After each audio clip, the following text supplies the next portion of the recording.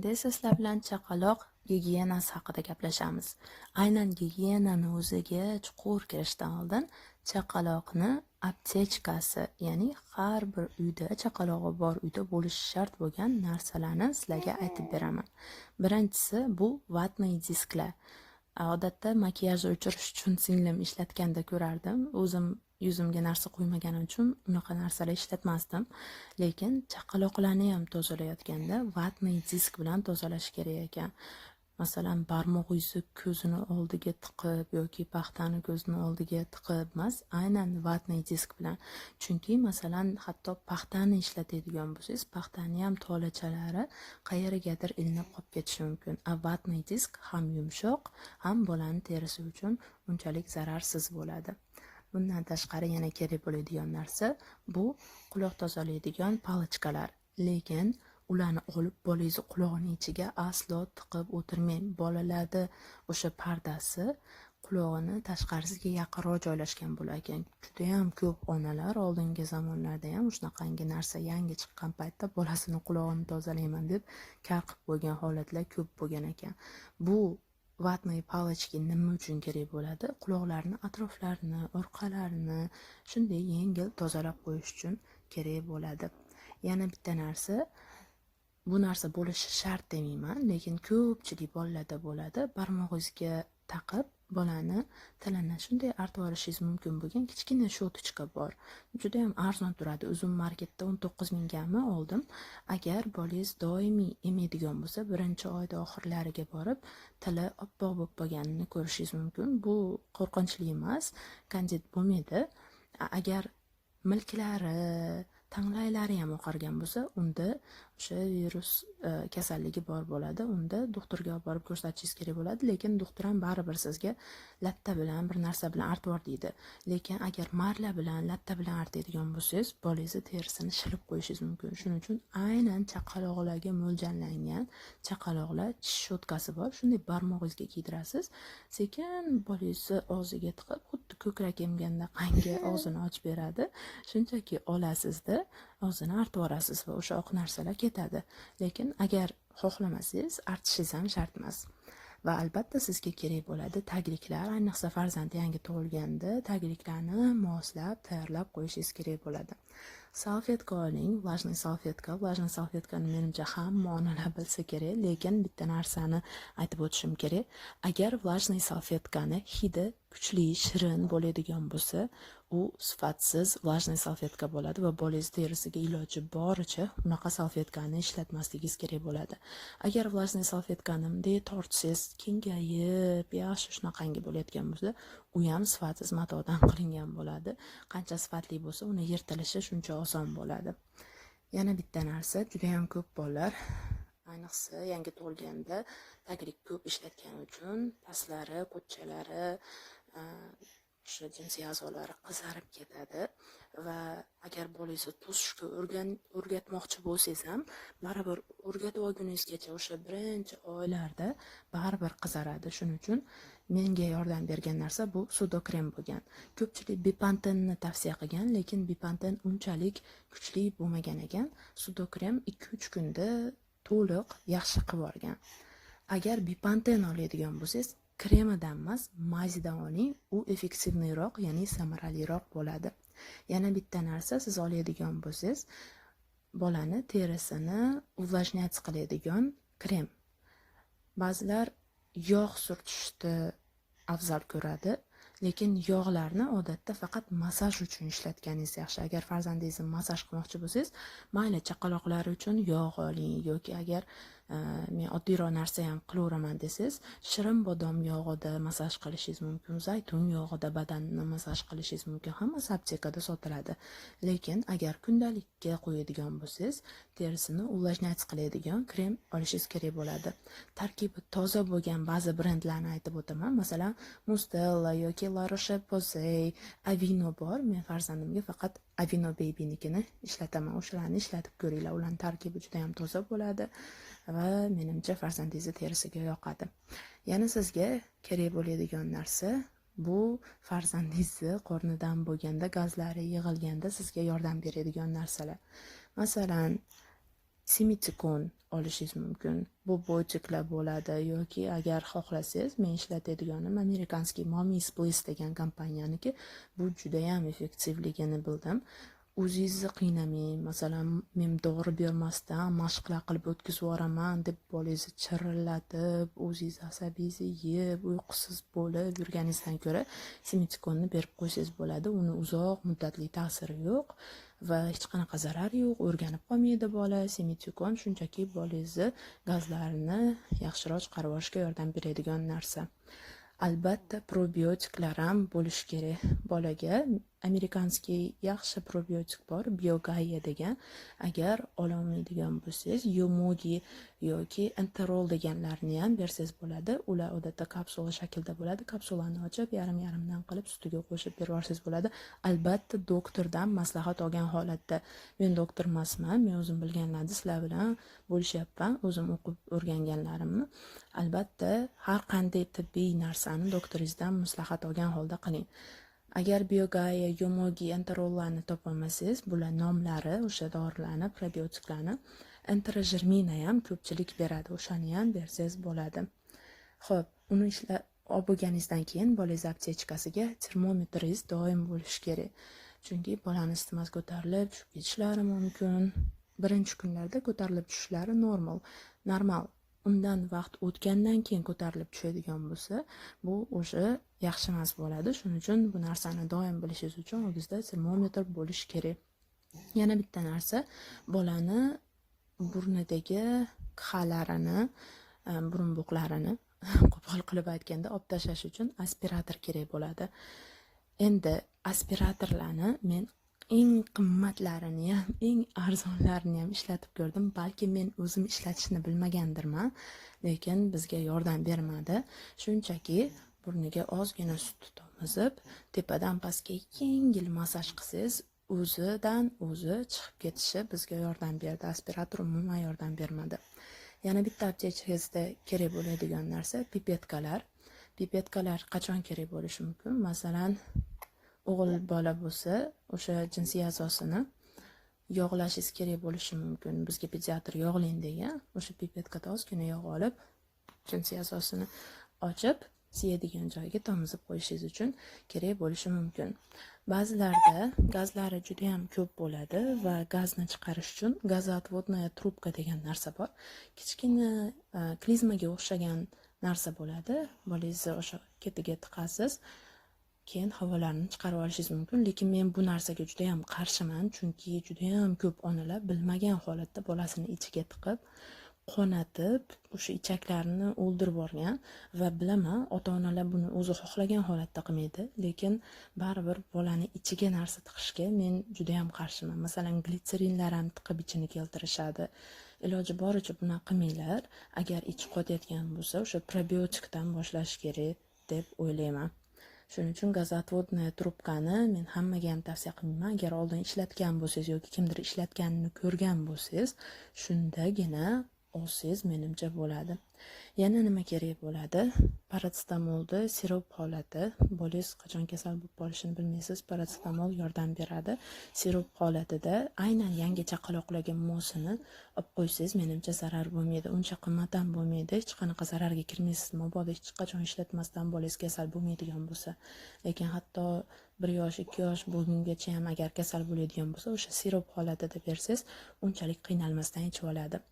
Agar bolangizni burnida bitish taqangi narsa bo'ladigan bo'lsa yoki o'sha qihlarni chiqara olmayotgan bo'lsangiz, agar sutingizni burniga qilishga ko'nglingiz bo'lmayotgan bo'lsa, bemalol saline water degan narsa bor. Bu tuzli suvga o'xshagan narsa. O'sha narsani ham burniga tomizib qo'ysangiz bo'ladi. Bizda Mommy's Bliss degan kompaniyaniga u ham saline water degan narsa. Faqatgina burnini tepaga qilib, shunday kattalarga sachayotgandaqa qilib qilmang, chunki baribir burnidan og'iz yo'llariga o'tib, bolangiz juda ham o'zini yomon his qiladi. Shunchaki yotganda o'ng burnini o'ng tarafiga, chap burnini chap tarafiga qaratib, o'sha narsani burniga 2 tomchidan tomizib qo'ysangiz, bu narsa ham ancha yordam beradi. Keling, endi ko'pchilikni o'ylantiradigan bir gigiyenik masala bo'yicha gaplashamiz. Bu yangi tug'ilgan chaqaloqni kindigini nima qilish kerak?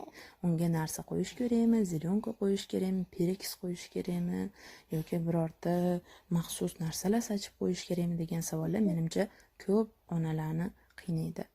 Farzandingizni agar roddomda tuqqan bo'lsangiz, roddomda medpersonal, ya'ni tibbiyot xodimlari uni kindigini steril bo'lgan qaychi bilan kesadi va steril bo'lgan o'sha o'zini maxsus qimchib qo'yadigan narsasi bilan shunday qimchib qo'yadi. Undan keyin siz o'sha kindikchani nima qilishingiz kerak? Butun dunyoda, ayniqsa rivojlangan davlatlarda bolani kindigini hech qanaqa обработка bir nimalar qilinmaydi. Shunchaki suxa и чисто degan qoida bor. Ya'ni quruq va toza bo'lishi kerak.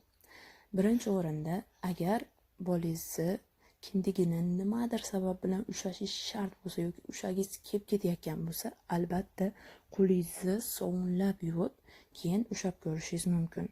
Lekin agar qo'lingizni sovunlab yuvgan bo'lsangiz ham, qo'lingiz juda ham toza bo'lsa ham, iloji boricha bu kindikka tegmagan ma'qul hisoblanadi. Agar birorta podguznik ishlatadigan bo'lsangiz, ya'ni taglik ishlatadigan bo'lsangiz, o'sha kindik qismiga havo yetib turishi uchun podguznikni, ya'ni taglikni o'sha qismini pastga qaratib, buklatib, keyin taqishingiz tavsiya qilinadi. Hech qachon o'sha kindik qismiga, masalan, taglikdan siydik chiqib ketsa yoki kakalari chiqib ketadigan bo'lsa va yoki to'sishga qaror qilgan bo'lsangiz va siydigi o'sha joyga tegib qoladigan bo'lsa, hech qachon u joyini qo'lingizda bir nimalar qilib artishga harakat qilmang. Shunchaki oddiy suvda yuvib yuboring va vatniy disk bilan suvi to'liq yuvib bo'lib ketgungacha yengil bosib qo'yib tursangiz, suvi chiqib ketadi va quruq bo'lib qoladi. U joy faqatgina quruq va toza bo'lishi kerak.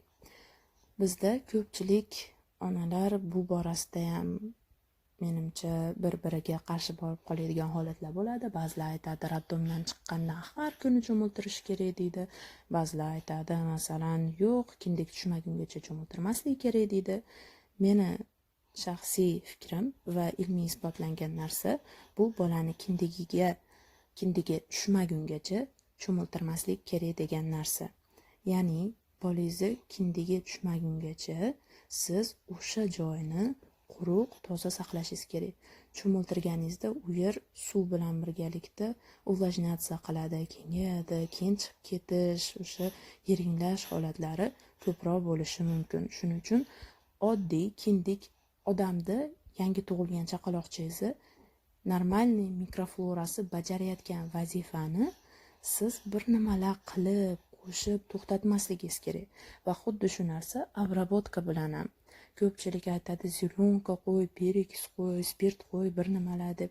Lekin aslida ularni qo'yishingiz shart emas. Masalan, zilyonka qo'ysangiz, agar qizarish bo'lgan bo'lsa ham, siz uni bilmay qolasiz. Juda ko'nglingiz bo'lmayotgan bo'lsa, pipetkani olib, bir tomchi, ikki tomchi spirtni o'sha joyiga qo'yib qo'yib, ozgina vaqt o'tgandan keyin vatniy disk bilan quritib, keyin kiyintirib qo'ysangiz bo'ladi bolangizni. Endi o'zi spirt ham shart emas. Agar spirt ham qo'ymayman desangiz, kindigi tushishidan oldin qarasangiz ozgina yaltirashni boshlagan bo'lsa yoki shunaqangi bo'ladigan bo'lsa, keyin spirt bilan ozgina обработка qilib qo'ysangiz bo'ladi. Albatta, doktorning fikrlarini bu borada olishingiz kerak bo'ladi. Lekin men aytib o'tgan podxodim juda ham xavfsiz bo'lgan va samarali bo'lgan, ilmiy izlanishlarga asoslangan uslub hisoblanadi.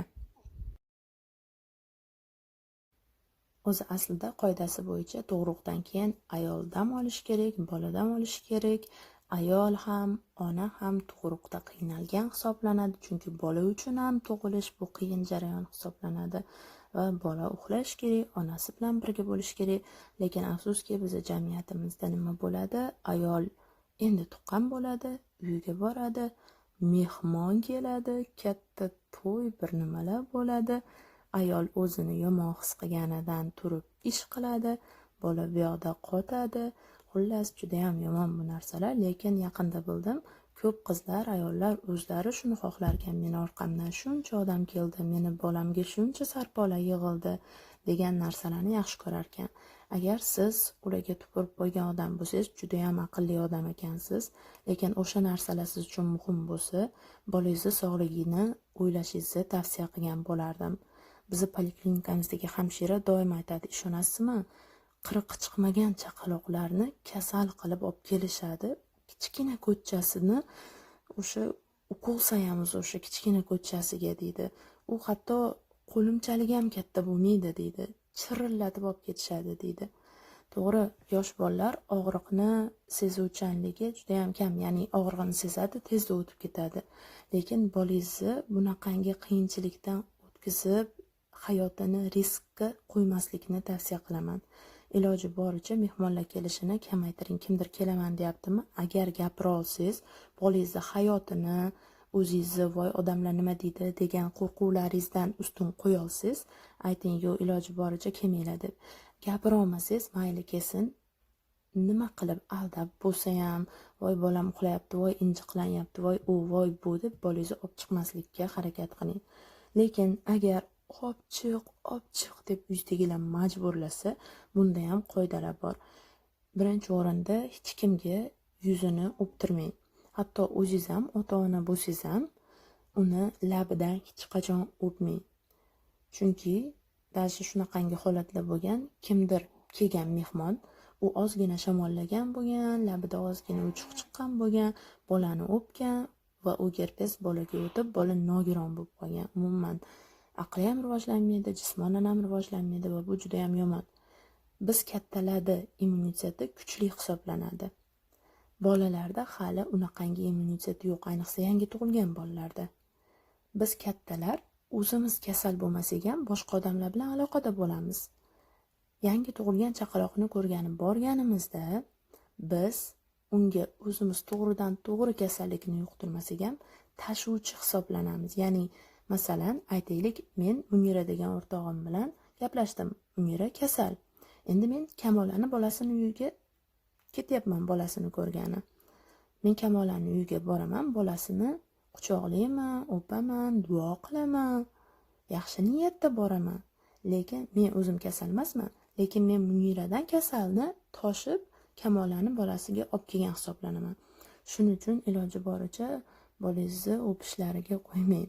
Nima qilasiz? Uyalib, sizni bolangiz hayotda turibdi-yu bu yerda. Voy, o'pmanglar, unaqangi qilmanglar deb uyalib bo'lsa ham gapirib qo'ysangiz ijtimo bo'lmaydi. Voy, ijtimo bo'lmaydi, hammamiz shunaqa qilib katta bo'lganmiz desanglar, "Yo'q, endi doktorimiz aytdi-da" deb qo'ying. Hech bo'lmasa, yana ba'zi mehmonjonlarimiz bolani yaxshi ko'rib ketganidan qo'llarini og'izlariga sovoladigan holatlar ham bo'lar ekan. Bu narsani ham qildirmanglar, hatto o'zingizlar ham qilmanglar. Odamni og'zida qanchadan qancha bakteriyalar bor. Chaqaloqning immuniteti hali shakllanmagan. Siz uni og'zingizga solasiz, bolangiz qo'lini og'ziga soladi. To'g'ri, 1 oyligida hali og'ziga olib borib, to'liq so'rishni bilmaydi. Lekin hatto shunday tegib ketganda ham bu narsa og'ziga kirib kasallanishi mumkin. Agar mehmon kelib bolangizni ko'tarmoqchi bo'lsa yoki bolangizni ushlamoqchi bo'lsa va siz bunga ruxsat bersangiz, va bu narsani unutmang, sizni haqqingiz bor. Bolangizni kimdirga ushatishga ruxsat bermaslikka va ruxsat berishlikka. Chunki u sizni farzandingiz. Ana joyda bir joyingiz yirtilib ketay deb qiynalib siz tuqqansiz. Siz va eringiz bu narsani homiladorligingizda kelishib olishingiz kerak. Kelishmagan bo'lsangiz, tuqqaningizdan keyin ham hech bo'lmasa kelishing va ularga aytib bering, turmush o'rtog'ingizga aytib bering, qanaqangi risklar borligini. O'zingiz ham yaxshiroq izlanib ko'ring. Xullas, yangi odam ushlayman desa va majbur bo'lsangiz berishga, albatta qo'lini yuvib kelishini so'rang. Bu narsadan hech qachon uyalmang. Chunki u odam ko'chadan kirib keladi, pul ushlaydi. Pul bu eng katta viruslar, bakteriyalar, shunaqangi yomon narsalarni o'zida saqlab turadigan narsa. Chunki pul bitta odamni qo'lida, ikkinchi odamni qo'lida taksiga chiqadi. U taksiga nechta odam chiqqan, qanaqa kasalligi bor odam chiqqan bilmaysiz. Baribir xavfsiz tarafda bo'lgan yaxshiroq. Ayniqsa chaqaloqni birinchi dunyoga kelib yashashni boshlagan oylarida. Shuning uchun albatta gigiyena qoidalariga rioya qilishga harakat qilamiz. Endi esa yanada chuqurroq kiramiz bu mavzuga. Bolani yuzlarini artib, yuvintirish, shunaqangi mavzular haqida gaplashamiz. Birinchi o'rinda betini yuvish. Iloji boricha ertalab turganingizda bolangizni betlarini yuvishga harakat qiling. Biz ham o'zimiz odatda uyg'onganimizda betimizni yuvmasak uyqusirab yuraveramiz-ku. Ko'zlarimiz oldidan shapaqlar chiqishi mumkin, ba'zilarimiz og'zimizdan so'laklarimiz oqib ketgan bo'lishi mumkin. Shuning uchun uyg'onganingizda bolangizni yuzini artishdan boshlang. Buni ham nima qilasiz? Iliq suv quyib olasiz, xohlasangiz chinniga, xohlasangiz kichkina krujkachaga iliq suv quyib olganingizdan keyin anavi vatniy disklarimizni yana ishlatishni boshlaymiz. Birinchi o'rinda vatniy diskimizni iliq suvga botiramiz va bolani peshonalaridan boshlab betlarini, jag'larini, umuman yuz qismini artib olamiz. Bir marta bolani terisiga ishlatilgan vatniy diskni qayta o'sha krujkachaga soling. Yuzlarini artib bo'lganingizdan keyin burunlarini atroflarini artsangiz bo'ladi. Tepadan pastga tushgan holda burnini ichiga bir nimalar tiqib ko'rmang. Hech qachon burnining ichiga masalan uchastkali shunaqalar tiqib ko'rganlar ham bo'lgan ekan. Hatto barmog'ingizni tiqib tozalashga harakat qilmang. Bolani juda ham nozikligini hech qachon unutmang. Burnini ham tozalab bo'lganingizdan keyin yana vatniy diskimizni olib iliq suvga botirib ko'zini artamiz. Endi ko'zini qaysi yo'nalishda artish bo'yicha yanglish fikrlar bor. Men o'zim ichkaridan, ya'ni burun tarafdan tashqariga artishni yaxshi ko'raman va shu metodni tanlaganman. Lekin rus tarafdagi, ya'ni rus tilidagi ma'lumotlar aytar ekanki, tashqaridan ichkariga artinglar deb. Oyam ham masalan SSR davridan shu narsalarni ko'rib o'rganib kelgan, shuning uchun menga doim tashqaridan ichkariga art deydi. Men esa bu narsani yoqtirmayman va ichkaridan tashqariga qaratib artaman doim. Shuning uchun bu narsa o'zingizni tanlovingiz, hech qanaqangi zarari yo'q. Qanaqasiga artishni xohlasangiz, shunaqasiga artishda davom etsangiz bo'ladi. Endi bolajonlarimizni nozik qismlariga o'tamiz. Bu yer ayniqsa uyati kuchlilari uchun juda ham uyatsiz mavzu bo'ladi. Bolalarimizni ko'tlarini, pipilarini artish haqida o'rganamiz. Agar siz to'liq taglik ishlatadigan bo'lsangiz, bolalaringizni masalan kaka qilganida ko'tlariga yopishib ketgan holatlar ham bo'lishi mumkin.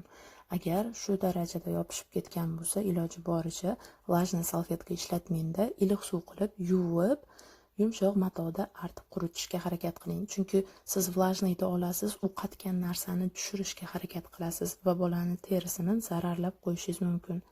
Agar qotmagan bo'lsa, faqat siygan yoki aytaylik faqatgina yaqinda svejiy kaka qilib bergan bo'lsa, unda pastki tarafdan tepaga qaratib artamiz. Ko'pchilik adashib ketib, tepadan pastga, ya'ni bel tarafdan o'sha siyadigan tarafiga qaratib artadi. Bu narsa qizlarga ham, o'g'il bolalarga ham taalluqli. Tepadan pastga artilmaydi. O'g'il bolalarda tepadan pastga artsangiz tuxumlarni taglarida qolib ketishi mumkin. Qizlarda artsangiz bu yanada xavfliroq bo'lib, ichlariga kirib ketishi ham mumkin. To'g'ri, qizlarda yangi chaqaloqligida qin lablari o'sha katta bo'ladi, unaqa qini katta ochiq, unaqangi teshigi katta bo'lmaydi, kirib ketadigan darajada. Lekin kaka qilganda suyuq kaka qilishi bor, uning ichidagi mikroblar, bakteriyalar bor. Xullas, baribir pastdan o'sha siyadigan tarafidan orqa tarafga qaratib artish bu hamma doktorlar beradigan tavsiyalar, butun dunyoda ishlatiladigan tavsiyalar hisoblanadi. Juda ham oson bo'ladi. O'g'lingizni yoki qizingizni pampersini shunday yechib, ikkala oyog'ini tepaga ko'tarib, belidan pastga qaratib artish.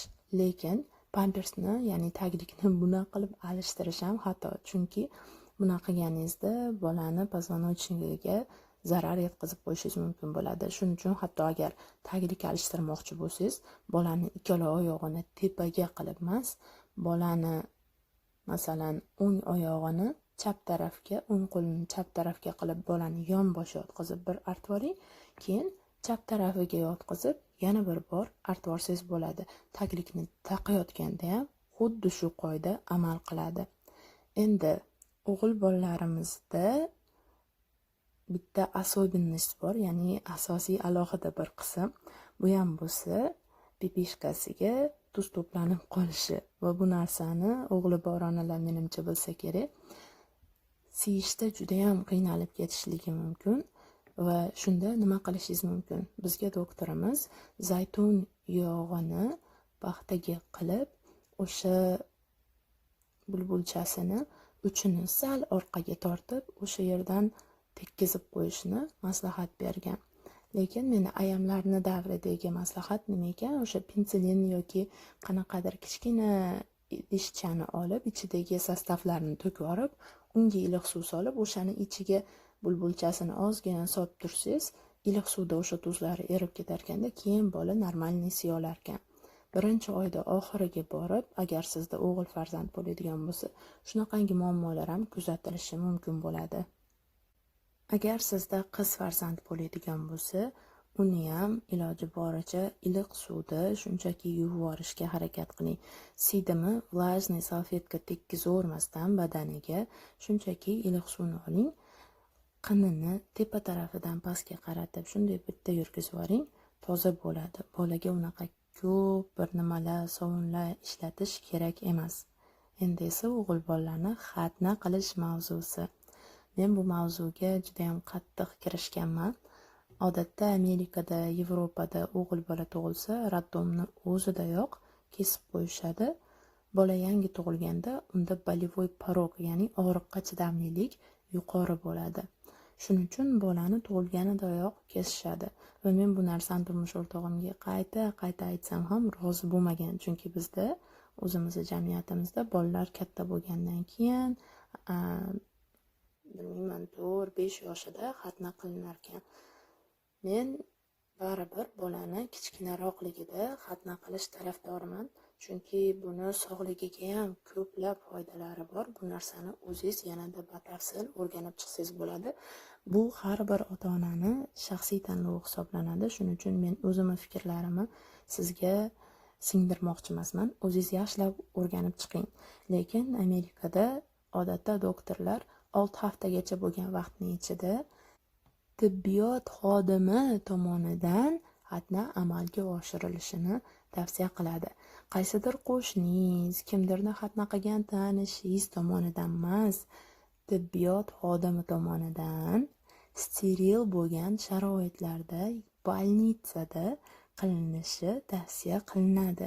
Kimdir kelib pichoqda qilib qo'yish emas yoki bir nima iplarda bog'lab qo'yish emas, bolnitsada o'sha narsaga o'rgatilgan, o'qigan odam tomonidan qilinishi kerak bu narsalar ham.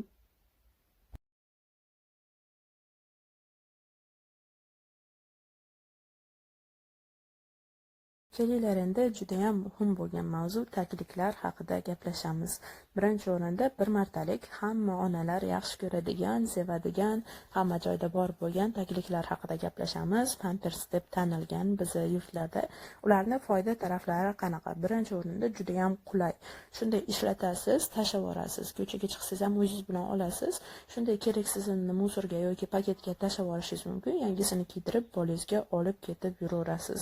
Bundan tashqari razmer qidirib o'ylanib o'tirmaysiz. Qanaqa razmer tusharkan, bu tusharmikan, bu tusharmikan degan xayollar sizda bo'lmaydi. Bolangiz kilosiga qaraysiz, shunday o'shanga mos razmerni olib kiydirib ketaverasiz. Bundan tashqari bu pamperslarni, tagliklarni yana foydali tarafi bu mavjudlik, ya'ni hamma joyda sotuvda bor. Любой magazinga kirsangiz, har qanday bozorda ham bemalol bunaqangi pamperslarni topa olasiz. Yana bir foydali tarafi bu ichidagi mahsulotlari borligi tufayli, ximikatlari to'g'rirog'i borligi tufayli bu pamperslar juda ham yaxshi o'sha kakalarni, siydiklarni juda ham yaxshi shimib oladi. Lekin bu pamperslarni, tagliklarni yomon taraflari ham juda ham ko'p. Misol ba'zilarini aytib o'taman. Birinchi o'rinda juda ham farzandingiz uchun, terisi uchun zararli. O'zingiz ishonmasangiz, masalan, birinchi o'rinda ichini kesib ko'ring. Qanaqangi narsalar bor, u narsani nimaligini ham bilmaysiz. Ikkinchidan, yana agar shunda ham ishonmaydigan bo'lsangiz, o'zingiz bir oy hech bo'lmasa har kuni o'sha katta hayz uchun kerakli bo'ladigan prokladkalarni taqib ko'ring va teringiz o'ziga qanchalik allergiya berib yuborishini bilib olasiz. Farzandingiz terisi bo'lsa, siznikidan ancha yupqaroq hisoblanadi. Shuning uchun baribir bolani terisi uchun uning ichidagi bo'yoqlar, ximikatlar hammasi zararli hisoblanadi. Bundan tashqari, endi bu narsaga ba'zi olimlar qo'shiladi, ba'zilar qo'shilmaydi. O'g'il bolalarda bepushtlik keltirib chiqarishi ba'zi ilmiy izlanishlarda shunaqangi deb aytilgan. Bir martalik pamperslarni narxini gapirmasam ham o'zinglar bilsanglar kerak, yoki agar bilmaydigan bo'lsanglar har qanday magazinga, aptekaga kirib ko'ringlar, dorixonaga kirib bitta pampersni narxini so'rab ko'ringlar. Bir pachkada 20 ta bo'lar, 40 ta bo'lar. Uni narxini ko'ring va bu narsa agar faqatgina bir martalik pampers ishlatadigan bo'lsangiz, bir haftaga ham yetmaydi. Va har safar shuncha pul sarflab, shu takliflardan olib ishlatishga tayyormisiz yoki yo'q, bu narsani ham o'ylab ko'ring. Lekin eng katta meni o'ylantiradigan narsa bu bir martalik tagliklarni tabiatga keladigan zararlari. Ya'ni bir martalik tagliklar chirishi juda ham qiyin, yuzlab yillar talab qiladi va bu tabiatimizga juda ham katta zarar bo'ladi. Endi shu kabi narsalarni inobatga olgan holda ba'zi ota-onalar farzandlariga ko'p martalik taglik taqishni tanlashi mumkin. Bu narsani foydali taraflari juda ham ko'p. Masalan, birinchi o'rinda uzoq muddatda olib qaraydigan bo'lsangiz, u ancha arzonga tushadi. Aytaylik, bitta pachka pampersiz 50 ming, 60 ming bo'ladigan bo'lsa, u pampersni bittasi 50 ming, 60 ming bo'lishi mumkin, lekin bu narsa uzoq muddat ishlatganingiz uchun agar hammasini hisoblab chiqadigan bo'lsangiz, ancha arzonga tushadi. Bundan tashqari tabiatga ham unaqangi zararli emas, ya'ni organik mato bo'ladi, matolar chirishi ancha osonroq bo'ladi. Eng muhimi esa bolani terisini zararlamaydi. Ya'ni aytib o'tdim, bolangizni terisi juda ham yumshoq bo'ladi, yupqa bo'ladi. O'sha terini bu zararlab qo'ymaydigan materiallar bo'ladi odatda. Lekin bu pamperslarning ham, bu tagliklarning ham zararlari bor. Agar birinchi o'rinda farzandingiz uchun agar e'tiborli bo'lmasangiz, masalan, o'zbek kelinlarini juda ham ko'p boshqa uy yumushlari, boshqa vazifalari, mas'uliyatlari bo'ladi. O'sha mas'uliyatlardan ortib bolangizga qaramay qolsangiz, e'tiborli bo'lmay qolsangiz, bolangiz saqotib qolishi mumkin. Chunki bu ko'p martalik tagliklarni bolani tagini issiq tutuvchi ximikatlar bu narsada yo'q bo'ladi. Ya'ni hammasi tabiiy, shuning uchun ham bola saqotib qolishi juda ham oson bo'ladi. Bundan tashqari ko'p martalik tagliklarni ishlatish sizdan sabr, vaqt va mehnat talab qiladi. Chunki hamma kakashkalarni ham, oddiy siydigini ham baribir yuvishingiz kerak bo'ladi va bolangiz bir kunda necha marta tagligini alishtirasiz, hammasini qo'lingizda erinmasdan yuvib chiqishingizga to'g'ri keladi. Agar mashinkaga sovuraman desangiz, mashinkaga solsangiz ham bo'ladi, lekin kakashkasini ham baribir qo'lingizda avval yuvishingiz kerak bo'ladi. Bundan tashqari yana bitta taraflardan biri bu hamma joyda ham yo'q. Ya'ni ko'p martalik tagliklarni shunchaki liboy bitta bozorga yoki magazinga, aptekaga kirib topolmaysiz. Bundan tashqari razmeri ham muammo bo'lishi mumkin. Meni bolamga qanaqa razmer tushadi, buchi deb o'ylanib qolishingiz mumkin.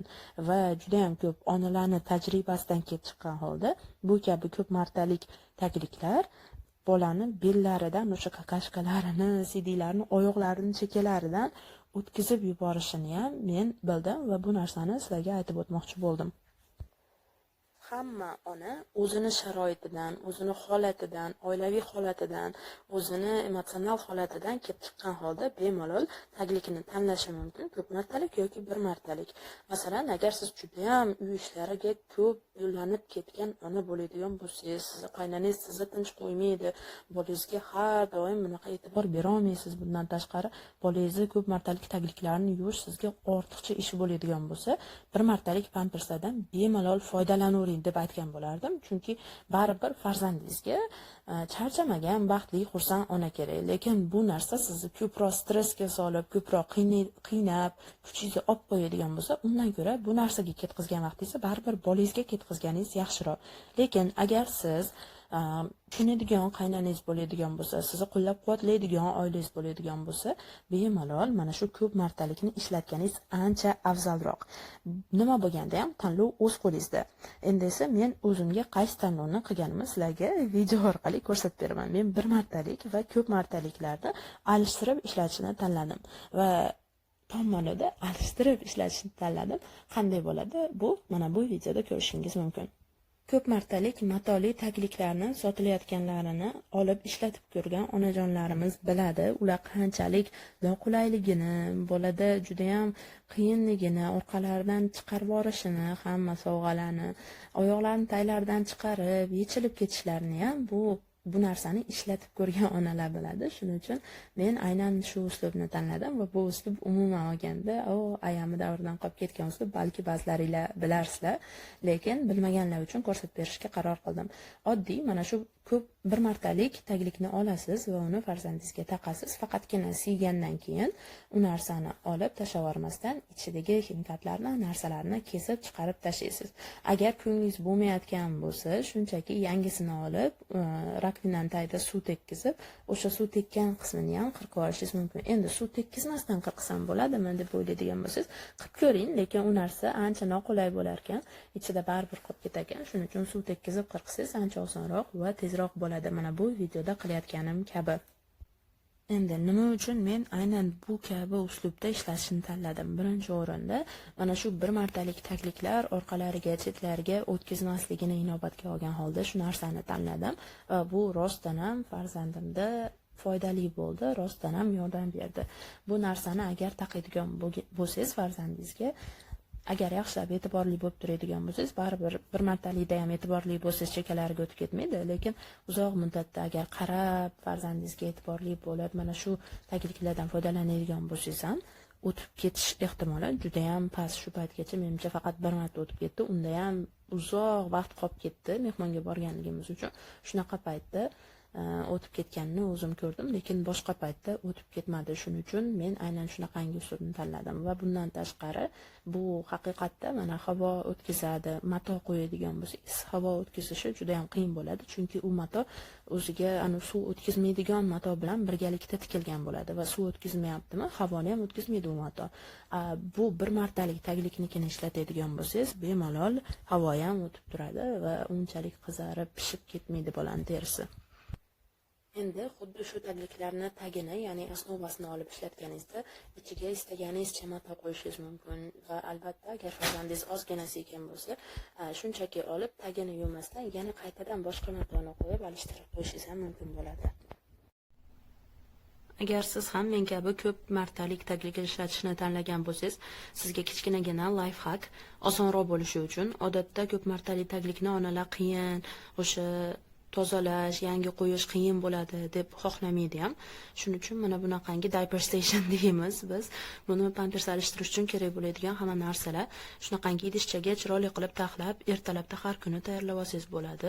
Kerak bo'ladigan narsalarda jelatinni agar kaka qiladigan bo'lsa, bunaqangi narsalar ishlatmasdan yuvganingiz ma'qul, iliq suv bo'ladigan bo'lsa. Lekin agar siz shunday krandan suv keladigan joyda yashamasangiz, yaxshisi bu narsani ishlatavering. Endi yana bitta hayotingizni osonlashtirishi mumkin bo'lgan kichkina tavsiya. Mana bunaqa pilonka bor. Bu tarafi material, bu tarafi suv o'tkazmaydigan tarafi. Bilasiz, bolangiz ishini bajardi va taglari kir. Bu tarafiga qo'ysangiz albatta kir bo'ladi. Shuning uchun orqa tarafini qilingda. Mana bunaqa yuvilishi osonroq bo'lgan materialni to'shab, shu yerda pamperslaringizni, tagliklaringizni alishtirsanglar, mana bu narsani yuvish va quritish osonroq. Mana bu narsani yuvib va quritishdan ko'ra. Keyin bu narsangizni ishlatib bo'lgandan keyin shunday taxlab joyiga solib qo'yasiz, tozaligicha qolaveradi. Yana bir narsani aytib o'tmabman. Agar ozgina qismiga, mana shunaqangi ozgina kaka qilib qo'ygan bo'lsa va siz ham menga o'xshagan erinchoq ona bo'lsangiz, shunday olib bu tarafini taxlab taqib qo'yasiz. Chunki sizdan boshqa odam taglikni baribir yuvmaydi. O'zingizga ish oshirib nima qilasiz? Bittada yuvib o'rganingiz yaxshi. Endi esa cho'miltirish. Bolani har kuni cho'miltirish shart emas, hattoki yoz oylari bo'ladigan bo'lsa ham. Yangi tug'ilgan chaqaloq uni har kuni cho'miltirishingizdan foyda olmaydi. Cho'miltirsa nafas oladi, yaxshi rivojlanadi deysiz. Cho'miltiradigan bo'lsangiz, uni terisini quritib yuborish ehtimolingizz agar har kuni cho'miltirsangiz juda ham yuqori bo'ladi. Bundan tashqari bolani cho'miltirayotganda hech qanaqangi maxsus shampunlar, sovunlar, penkalar ishlatish shart emas. Agar juda ham ko'nglingiz bo'lmayotgan bo'lsa, mayli, har kuni cho'miltiring, lekin cho'miltirishingiz uzoqligi ham, davomiyligi ham unaqangi yarim soat, shunaqangi uzoq bo'lib ketmasin. 10 minut bolangiz suvda bo'lishini o'zi yetarli hisoblanadi. Bir qiziq narsa haqida aytib beraman. Ko'pchilikda birinchi oyning oxiri, ikkinchi oyda boshlanadi. Bu ham bo'lsa seborreik dermatit. Bu narsani ko'pchilik jamiyatimizda qasmoq bo'lib ketibdi, ayasi qaramabdi, boshi shunaqa kir bo'lib ketibdi deb o'ylaydi, lekin bu narsa aslida siz har kuni bolangizni cho'miltirsangiz ham, oyda bir marta cho'miltirsangiz ham albatta bo'lishi kerak bo'ladigan bo'lsa, bo'ladigan narsa hisoblanadi. Seborreik dermatit bu sut qobig'i ham deb atalar ekan o'zbek tilida. Bolani boshida sarg'ish, qandaydir to'plamalar paydo bo'lib qolishi. Bu narsa chaqaloqlarda tez uchraydigan teri kasalligi hisoblanadi va kelib chiqishi aniq mana shu narsadan deb aytolmaymiz, lekin ko'pgina omillar bunga o'zini hissasini qo'shayotgan bo'lishi mumkin. Masalan, onalarning gormonlari homiladorlik davrida gormonlar onadan bolaga o'tadi va bu gormonlar bolani yog' bezlarini haddan tashqari faollashishiga olib kelishi va bu esa yog' ishlab chiqarish boshida ko'payib ketishiga olib kelishi mumkin bo'ladi. Endi hammamiz bilamiz, hatto katta odamlarda ham teri ko'chadi. Terimiz o'lik bo'lgandan keyin o'lik teri ko'chib kirga o'xshab chiqib ketadi. Lekin bolada yog' ishlab chiqarish haddan tashqari ko'payib ketgandan keyin o'sha teri hujayralari, o'lik terilar shunchaki normal ko'chib tushib, to'kilishni o'rniga bir-biriga yopishib qoladi va bu narsa boshini terisida o'sha sariq narsani, qobiqni paydo bo'lishiga olib keladi.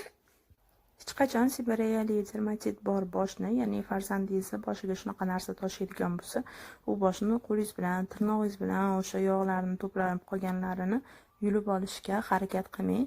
Shunchaki yuzda bor yumshatuvchi vositalar, masalan, oddiy zaytun yog'i yoki vazelin, juda ham ko'pchilik vazelinni ishlatadi yoki qandaydir увлажняющий krem bo'ladigan bo'lsa, o'shani farzandingizni boshiga surib qo'ying. Ozgina vaqt o'tgandan keyin cho'miltirayotganda yoki boshiga ozgina suv bilan birgalikda farzandlaringizni chaqaloqlar taroqchasi bilan birgalikda shunday boshini tarab yuboradigan bo'lsangiz, o'zidan o'zi chiqib ketadi. Ko'pchilikda bir marta tarab yo'q qilib yuborgandan keyin qaytib chiqmaydi, lekin ba'zilarda 3-4 oygacha qayta chiqaveradi va bular hammasi norma hisoblanadi. Endi esa bolalarimiz uchun gigiyenik vositalarni qanaqa qilib tanlashimiz kerak? Hozirgi kunda har qanaqangi magazinga, dorixonaga kirib, bolalarning narsalarini yuvadigan narsalarni bering yoki bolalar uchun shampun bering desangiz, qanaqadir shunaqangi yuqori hidga ega bo'lgan, turli xil ranglarni o'z ichiga olgan shampunlar, paroshoklar, sovunlar taklif etadi. Aslida bolalarimiz uchun ishlatadigan gigiyenik mahsulotlarimiz umuman hidsiz bo'lishi kerak va iloji boricha rangsiz bo'lishi kerak. Chunki rang berish uchun ham, hid berish uchun ham ishlab chiqaruvchilar ximikatni qo'shishi kerak bo'ladi. Har doim biror nima bolangizga olayotganingizda iloji boricha ichida parabenlar bormi yoki yo'qmi, sulfatlar bormi, petrokimyoviy vositalar bormi, ftalatlar bormi, hammasini tekshirib chiqishga harakat qiling. Va yana bitta narsa, bu titan dioksidi. Bizda juda ham ko'p mahsulotlarda bu narsa ishlatilinadi va bu qo'shimcha o'zi aslida pigment hisoblanadi. Odatda bo'yoqlar, kley, plastmassalar uchun qo'llaniladi va u DNKni miya va organlarni shikastlanishiga, undan tashqari jigar va buyraklarga zarar yetkazishiga olib kelishi mumkin bo'lgan modda hisoblanadi. Lekin yaqinda shu narsani ko'rdim. Ko'plab magazinlardagi aynan bolalar mahsulotlarini tarkibida ham titan dioksidi bor ekan. Titan dioksididan ehtiyot bo'ling, chunki bu uzoq muddatda, ya'ni oz-ozdan qo'shilgan-ku iste'mol bo'lmaydi deyishingiz mumkin, lekin bu narsa uzoq muddatda rakni keltirib chiqarishi mumkin. Agar imkoniyatingiz bo'lsa, mana bunaqangiga o'xshagan hidsiz paroshok zakaz qilsangiz bo'ladi. Bu narsani men chet elda Amerikadan olib keltirganman. Hidsiz bo'ladi paroshok va juda ham olib yurishga ham qulay. Bunaqa ko'tarib yurmaysiz. Lekin Amerikadan kelgungacha ham vaqt ketadi, ko'p pul ketadi. O'zbekistonning o'zida ham hidsiz juda ham yaxshi brend topib oldim. Bu reklama emas, shunchaki o'zimga juda ham yoqdi. Hidsiz, titan dioksid yo'q tarkibi ham menga yoqdi. Toza ekan, bolalarga mos, gipoallergenniy. Bu kir sovun, bunisi parashogi.